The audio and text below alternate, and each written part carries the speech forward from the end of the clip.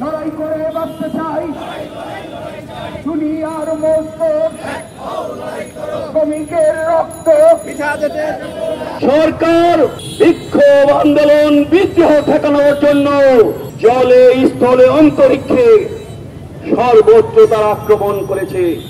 Helicopter থেকে গুলি বর্ষণ করা হয়েছে, টিয়ার গ্যাস নিক্ষেপ করা হয়েছে, সাউন্ড গ্রেনেড নিক্ষেপ করা হয়েছে, কোন পানি নিক্ষেপ করা হয় নাই। আপনি আজকে হত্যাকারী। বাংলাদেশের ইতিহাসে গত 19 জুলাই শুক্রবার যত মানুষ হত্যা হয়েছে, যত মানুষ আপনি মেরেছেন, তার ইতিহাস তার নজির কোথাও নাই। আজকে আপনাকে এই হত্যাকাণ্ডের দায় স্বীকার করে পদত্যাগ করতে হবে। আর যদি পদত্যাগ না করেন, আইয়ুব খান যেই পথে গেছে, এরশাদ যেই পথে গেছে, আপনাকেও সেইভাবে টেনে হিঁচড়ে নামিয়ে ক্ষমতা থেকে নামানো হবে।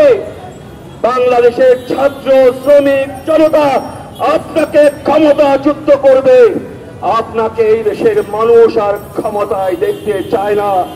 আপনি খুনি হাসিনাকে বাংলাদেশের মানুষ ক্ষমতায় দেখতে চায় না। সেই কারণেই বলতে চাই, অবিলম্বে পদত্যাগ করুন, আমাদেরকে বাধ্য করবেন না।